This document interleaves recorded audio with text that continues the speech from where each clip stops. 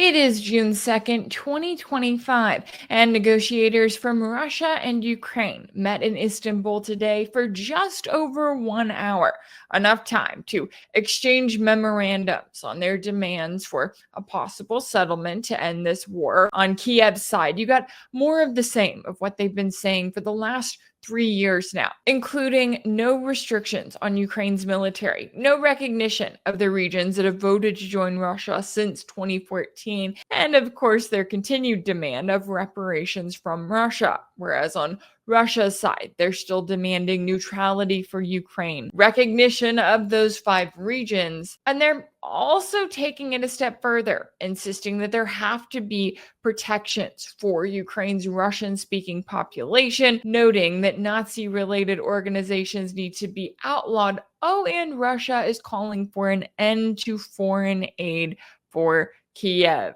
Now, the one thing that they did agree on was a plan for the exchange of another 1,000 prisoners of war, as well as on Russia's end, the delivery of around 6,000 bodies of dead Ukrainian soldiers. Now, Kiev claimed that they would also be delivering 6,000 Russian soldiers. It's not clear yet as to whether they actually have that many. I have not seen anything to confirm that claim. It seems like the spokesperson for Kiev was just kind of going along and saying, yeah, sure, we'll agree to that. So they did have an agreement that was made, but still very far from any kind of ceasefire. And this all comes as just 1 day ago, Kiev carried out an unprecedented drone attack across 5 Russian regions, and we are looking to see how Russia is going to respond. So, where does this lead? The ongoing conflict? Well, we got into all of the latest with a special guest earlier, so let's take a listen to that conversation now.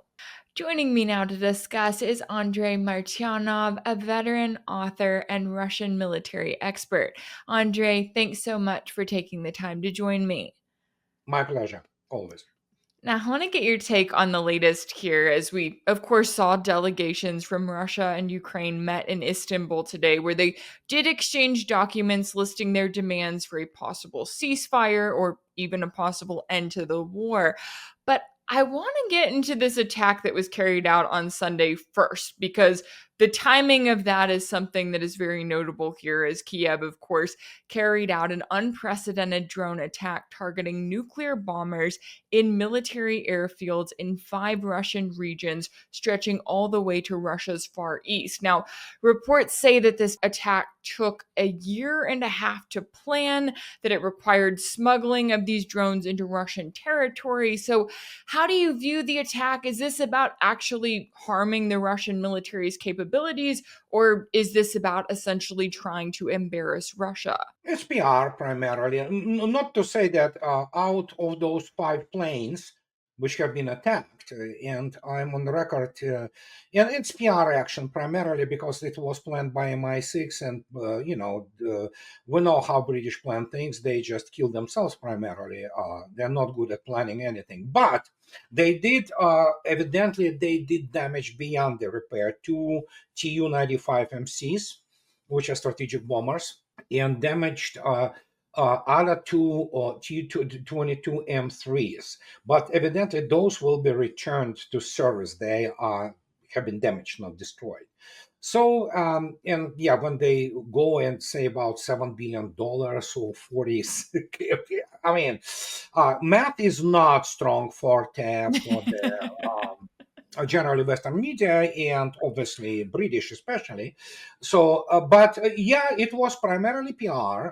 It was the desire to inflict some kind of damage. The problem is that it took away from the forefront the terrorist acts against the civilians, civilian trains.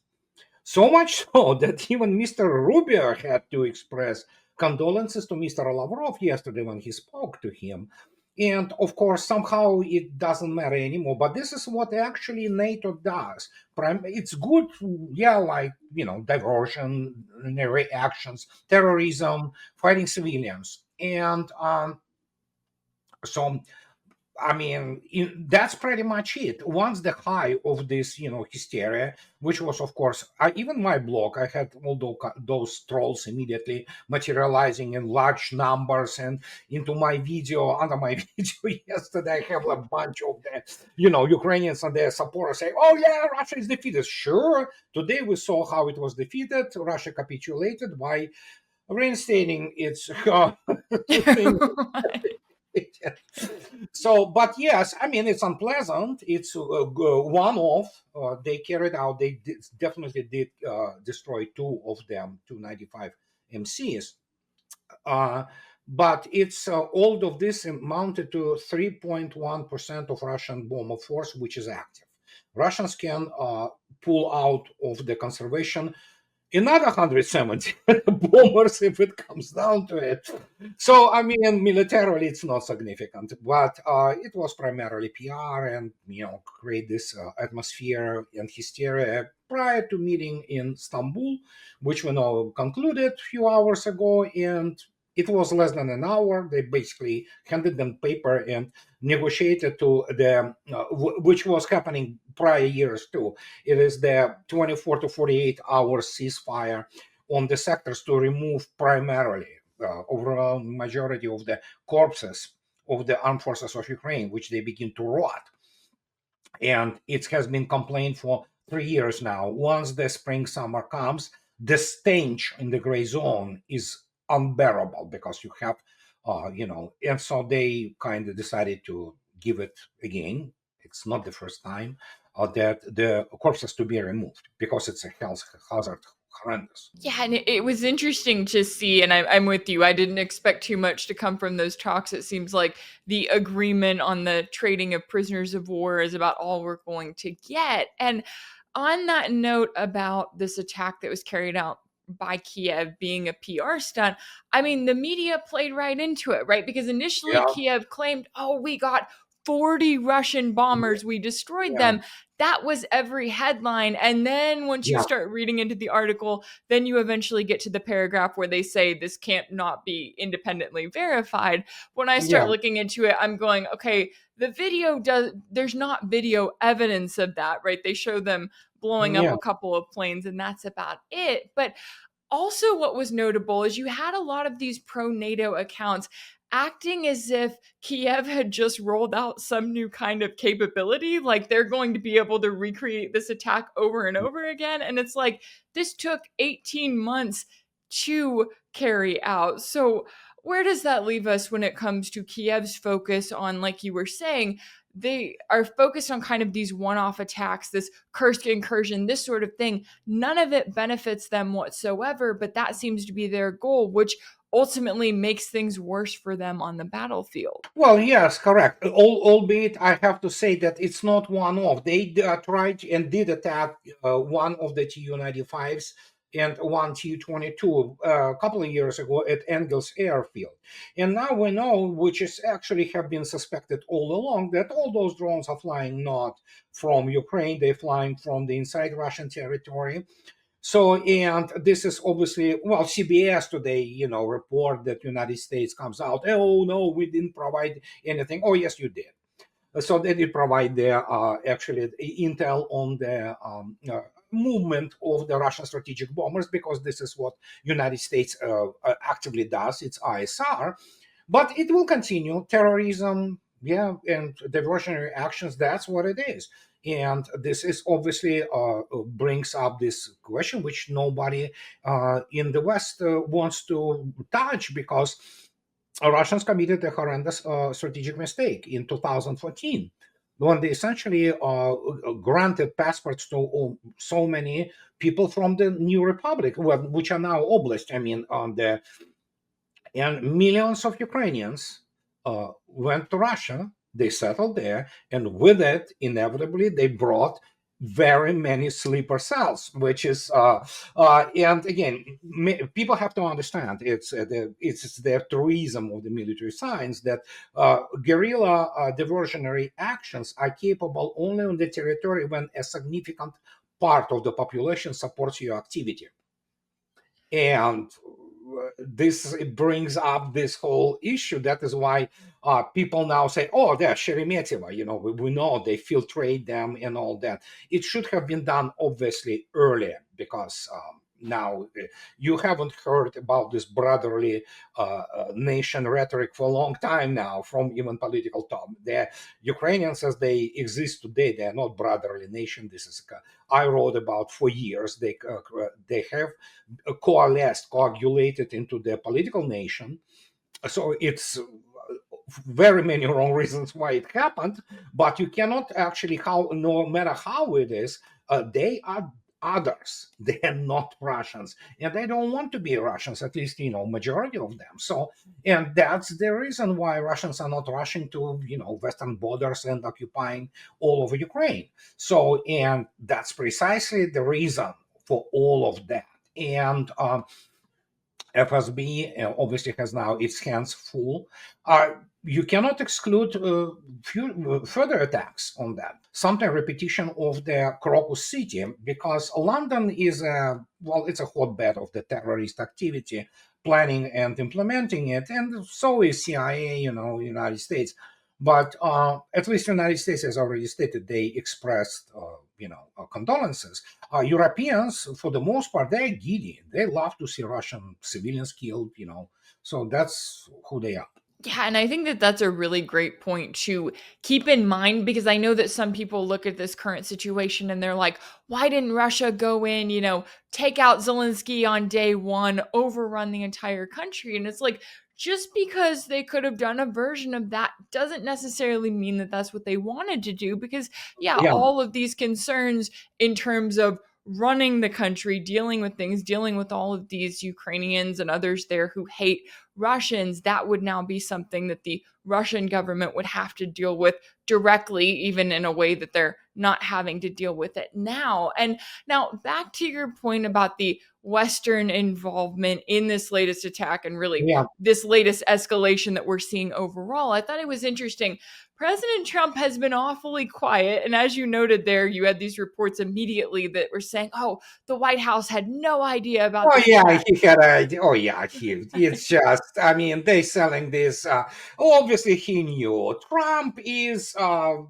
Again, anybody who believes that Trump wants peace, I have a bridge to sell them. He wants the peace on American conditions, and he tries still to do the trick, which is impossible to do, as today's negotiation, so-called less than an hour meeting in Istanbul proved.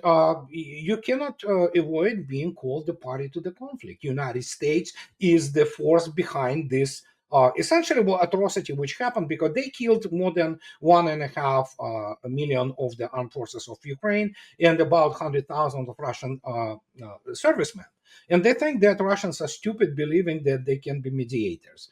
Uh, Trump, actually, it was on his administration, first one, when this whole thing went into the overdrive. And so, yeah, it's what can I say? Trump can keep quiet whatever he wants. I mean, but people are not fools. I mean, and so, yeah, the United States knew it and it took part, obviously.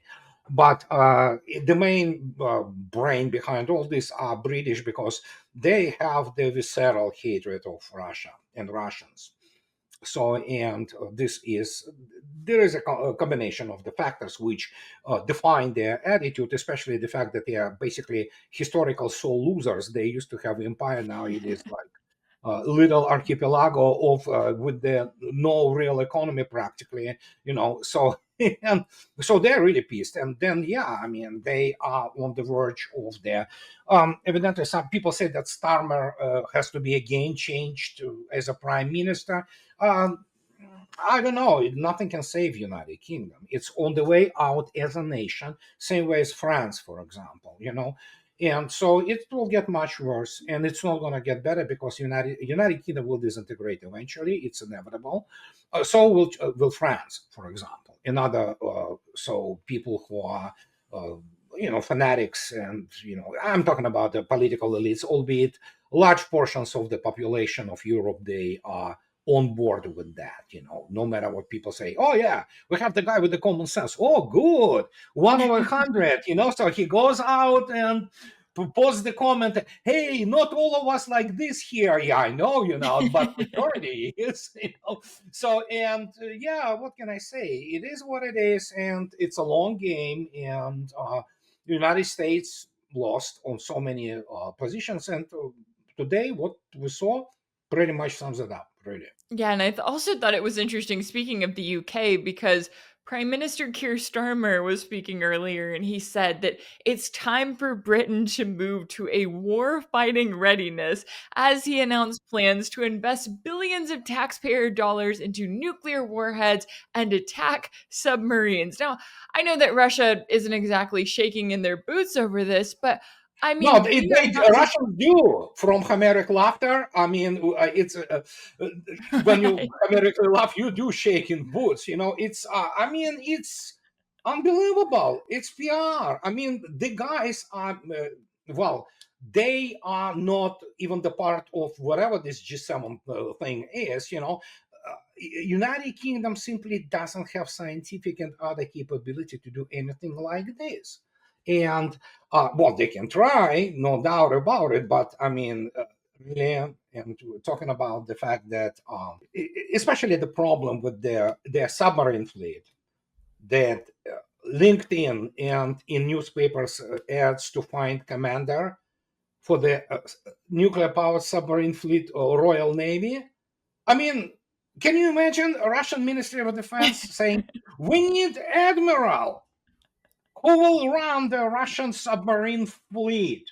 And it's placed in some kind of the tabloid, and it's many people do not even understand the significance of it. It just tells you what I am on the record for. The actually military education in United Kingdom as such is non-existent. It's a joke, and so this is a result. They have the demoralized navy with they screwing each other, on the submarines, both men and women, whatever. So the it's you look at this, is just they need to, the pep talk, if you wish, for the well, pretty demoralized British people, especially considering the economic difficulties now. So, and they will go for any lengths to sell them cornucopia of the BS and all kinds of idiotic ideas. But so that's what West political elites are. They can only do verbiage. They cannot deliver any concrete, result. No, they can actually. You have to admit they managed to destroy European economies with this green agenda and all that very effectively. I have to admit this is unbelievable. Other than that, that's what they do. Yeah, it's interesting, all of these countries that are so focused on their hatred of Russia and trying to destroy Russia. And it's like, well, look what's happening in your own backyard. They're not Yeah. too concerned about that, or at least they don't claim to be. Now, when it comes to this overall trend that we're seeing in Ukraine and with Russia as well, we have seen in recent weeks drone attacks hitting record numbers. On Russia's side, they're hitting key military targets. On Kiev's side, it seems like they are just trying to get through Russia's air defenses, or rather to try to exhaust them. But what does that tell us about where the conflict stands, and how long can it keep going at this pace? Well, I mean, it was clear, yeah, last year already. The Russian troops essentially have been informed that 2025 remains their combat year primarily, not all of it, and then eventually it will go down, because it all comes down to the Russians are really good at math, especially general stuff. They count the mobilizational potential of Ukraine, and they know the essentially what is happening. The models are there. They have been proven over the decades, if not century, essentially, of the essential attrition models. And so they know that now just the story, and it has been confirmed. It's recorded. It's all over. There was a guy from not was he's probably still is from armed forces of Ukrainian guy. So he flies his last drone, and then he asks Russians on the radio, guys, please do not shoot it down. I'll just fly around and go back, because once he runs out of the drone, do you know what happens next? He's thrown on the battlefield and it's guaranteed death. So he asked the Russians not to shoot down this drone because it was the last one. So he flew it back. So I assume he can still say, yeah, oh, you see, I'm still kind of active as the drone operator and things like that. That tells you everything you need to know. And this is why they talk about this 24 to 48 hour ceasefire at some sectors, because they need to remove those rotting corpses. It has been done before. And last year and the year before that, Russian soldiers were complaining that in the gray zone, it's impossible to be even in the trenches because the smell, the stench is horrible. And as you might understand, the decomposing bodies, they create a horrendous hazard. And this is exactly what is happening right now. And what can I say? People who deal with the mobilization issues of the enemy, they know how many left. They know how many plus minus. Of course, nobody says that they have all numbers. The idea is essentially, as I already stated, and I will repeat again for those who, and I understand it sounds horrible. Russian task here is to essentially eliminate the sperm bank of Ukraine in order for this nation essentially dissipate, and because the way it exists today, it cannot exist. It is we are looking at something which will be studied and which is in psychological and psychiatric terms is more profound and more vile, if you wish, than even Nazi Germany, because many people obviously there went along, and they were lied to. But with Ukraine or whatever is left of it, we are dealing with a nation which essentially committed suicide just based on those delusions of grandeur, which have been, of course, installed there by all kinds of the special services, intel services, and propagandists, and State Department, USA, and just among many other places and locations and organizations, if you wish. So this one will be studied because we're looking at the mass hysteria on unprecedented level. It is equaling in many respects the almost those famous Nazi gatherings in Nuremberg before the start of the World War II with Hitler. So this is what it all went. And that the tragedy of this situation is that if somebody thinks that, oh yeah, there are like brotherly people, they're not brotherly people. There are some people who have common sense, but even those people who are not outwardly hostile to Russians, they are profoundly settled on this whole idea of Ukrainstva, Ukraine as some kind of special state. And fact is, there will be very many books, I'm sure, written about it. Certainly not very few in the West, because considering the academic level of the Western media today, it's rather pathetic. So, but yes, there will be, and the same as the proper studying of the special military operation in military terms. Yeah, and it's interesting to me too, exactly as you're laying it out there. I'm thinking, the US loves to work with extremists, right? They love to go for it. Doesn't matter what their ideology is, if they're, Yeah, violent right-wing neo-Nazis, if they're Islamic jihadists. The US goes, okay, those are our guys. They fight the proxy war. That way we can have, Lindsey Graham sitting back here in Washington and saying, oh, yeah, yeah, great, they're killing Russians and no American soldiers are dying. But when it puts the US in this position where right now they're fighting this ongoing proxy war against Russia, they know that they're not going to win it, but they also know that they are going to happily sacrifice Ukraine for this attempt at hurting Russia. What does that tell us about kind of the state of US foreign policy and what should be a wake-up call to the rest of the world here? well, United States militarily is a paper tiger. Actually, it has been when you look attentively at the again, come on, Korea, then Vietnam, then Iraq, and I'm not talking about this, beating the excrement from the utterly incompetent army of Saddam and semi-literate essentially.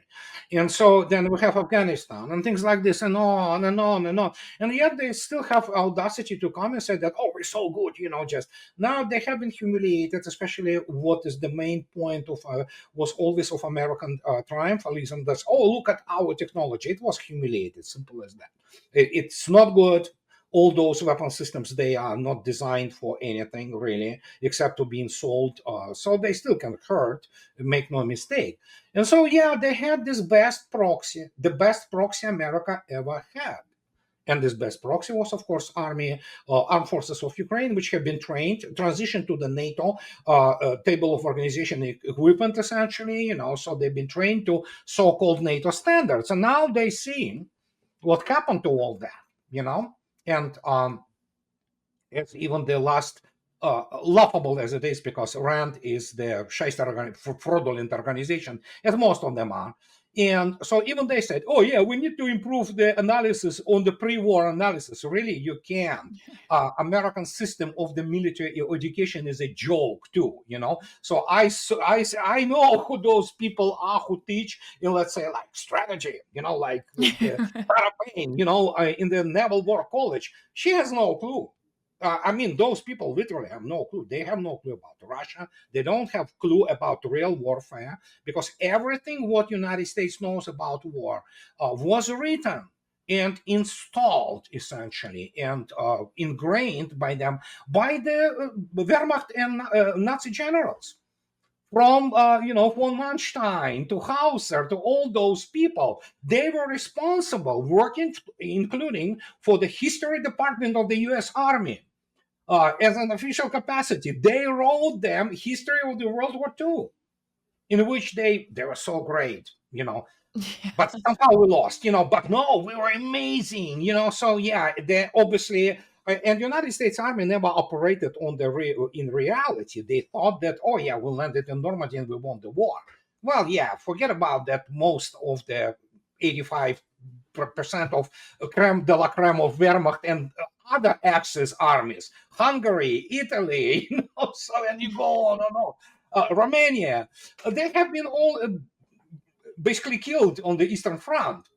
So, but no, they believed that. They believed that, those fairy tales. And for some reason, and especially when you look attentively at British and,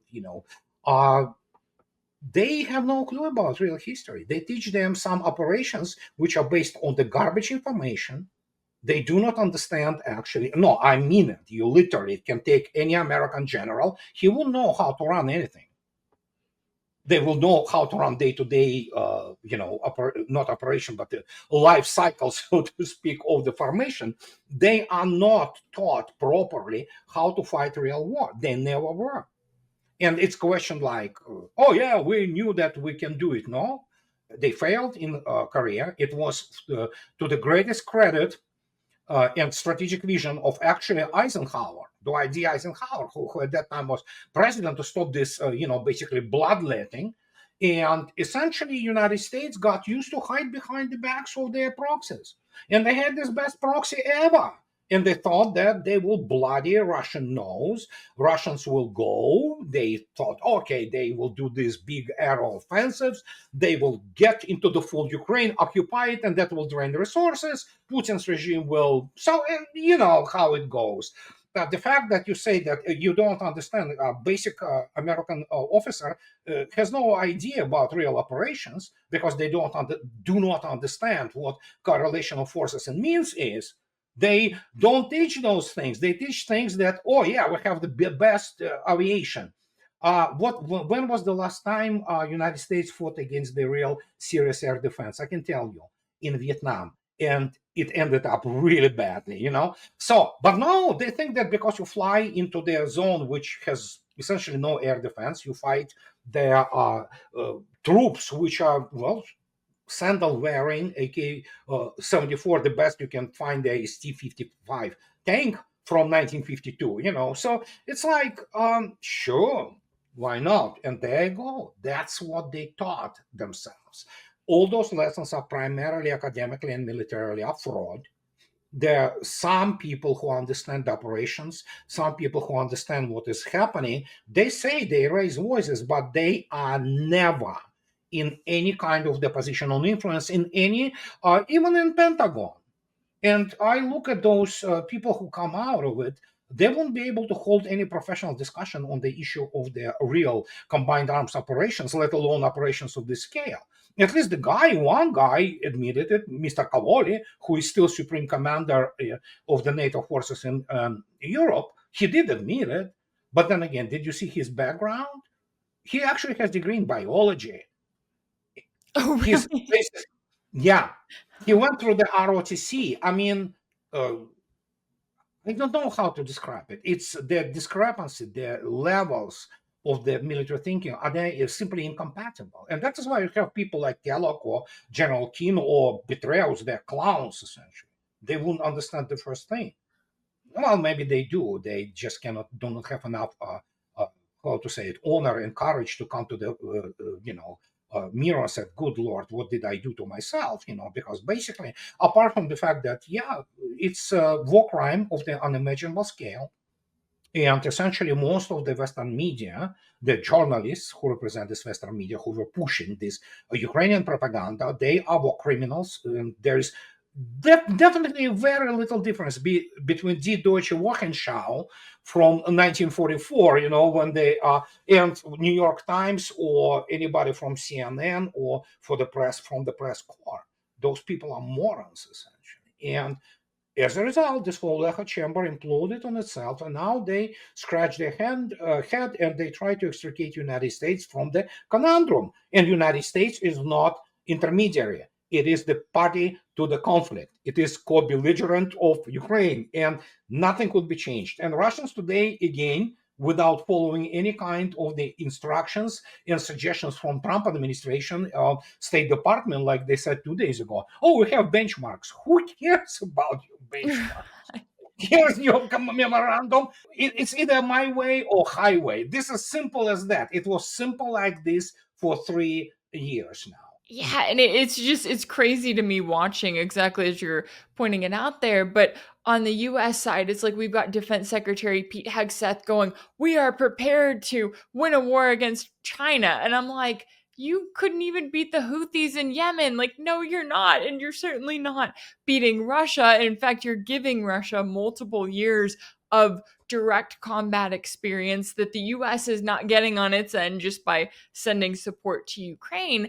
And when you look at these memorandums that are presented, what we've seen reported on them so far, it's like Zelensky's side is still demanding reparations from Russia. That's where they're Right. at, right? They have no grip on reality. Whereas on Russia's side, they're actually putting forth demands that the West, if they were smart, they would consider, right? They're Yeah. calling for the legal recognition of the 5 regions that voted to join Russia since 2014, protections for Ukraine's Russian speaking population, and neutrality for Ukraine, and outlying of Nazi related organizations. And I know that Russia's throwing a couple of those in there just to make it known, hey, we did not forget about our initial demands, right? The initial reason we got into all of this. But when it comes to Russia's response, as you were noting earlier, yes, they are playing the long game here, right? They know that this is going to be a very long process. But when we see attacks carried out like the one that we saw on Sunday,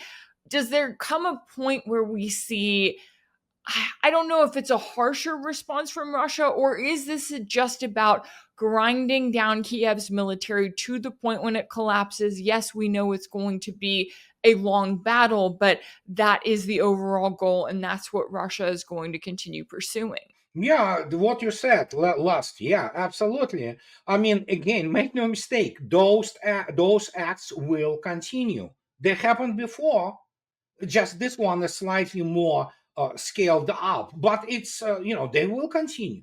You have now millions of Ukrainians. By far, not all of them are bad people. Make no mistake. I'm not saying that, but as I already stated, this stream influx of Ukrainian so-called refugees since 2014. With them, they brought many sleeper cells. So add here the so-called, there is some Russian so-called opposition which is gladly working, all kinds of the fringe groups. So, and you can use them. And again, people forget Crocus City, the atrocity of Crocus City terrorist act which was blatant execution of the peaceful people, which was carried out by the so-called ISIS. Well, it wasn't ISIS. London's ears are just protruding from there. These people, again, do not forget, average British journal, for example, or American journal from establishment media, they would love, they are giddy from seeing Russians killed. The more Russian children, women, men killed, the better. That's what I'm saying. This is the level to which combined West basically descended, and this is what is essentially killing it. And this is already, actually, it's a fait accompli. The West hegemony is essentially over. Practically, even Rubio says it. It's unbelievable. When you have a Rubio, the Secretary of State saying this, it's like, oh, okay. But the point is that some people still want to fight, considering that Washington, D.C. is stuffed with people who do not know what war is. Not a single American serviceman knows what war is, because none of them ever lost their family to war. They never saw their wives raped. They never saw their children killed. They never saw their property burned. In this respect, the U.S. military has no idea about real war. It is essentially a police force to whip up, those, tribes such as, Iraqis on Afghanistan, just killing primarily civilians. So that's what they're good at. I mean, those, you saw yourself the technology. It's, at first it was holy javelins, sucked 20% of the combat effectiveness in the real combat. Oh, triple M, triple seven, Sam, aluminum-based bores run out of their alignment after 100, shots. It's just like, really, you want to fight with that? And then you look at the tanks, you look at the Abrams, Patriot PAC-3. I mean, Russians are laughing at it. It's yes, I repeat it constantly. Deputy Commander of Russian Air-Space Forces, Lieutenant General Semyonov, stated, and I quote, it was all over the news, said, Patriot PAC-3, it cannot defend itself, let alone defend anything else. So, and you look at this, and all those TOE, Table of Organization Equipment, all those tactical things, all those operational manuals, it's all garbage. They have to throw it, because any American technology, combat technology, let alone, I'm not talking about combat control, battle management, because the United States doesn't know how to do it properly. It's outranged, outshot, out everything. So when you look attentively, even on the long-range fires, which are in the foundation of American, advantage over, again, as I already stated, the tribes which barely out of the Stone Age, yeah, sure. But even Houthis showed, But the point is, the longest thing U.S. Army has at its disposal, or rather U.S. Air Force, is JASSM. It's a 900-kilometer slow cruise missile. It's still dangerous, make no mistake. You can, when you look at the anti-Russian arsenal, first, it's like you have the variety of things. All of them outrange this thing. And most of them are either supersonic or hypersonic. And there's no defense against it. They cannot do anything about it. There is no technology. And no matter what they will be trying to do, they will always come short, because I'm on record, and this has been proven empirically. United States lost the arms race by about precisely 2014. It just that hasn't been, visible. By 2018, it was all over. Now we see it all along. And so essentially what many people cannot still understand, United States simply ran out of supplies to provide Ukraine with, unless they want to go completely and give up whatever they have on the current, stores for the U.S. Army. And but yeah, sure, Russians will gladly oblige. Yeah, it's mind-boggling sometimes to watch it and to realize, okay, the US is picking this fight and it is not remotely prepared for this fight that it's trying not to get itself directly into, but exactly as you noted there, we would not have this conflict without the US and without everything it has done to get us to this point, and the US is going to be paying the price of the conflict it continues to pick. And Oh, it's already paying the price. And do not forget one thing, many people still do not remember what happened. In 1971, famous Nixon's, jumping off the golden standard.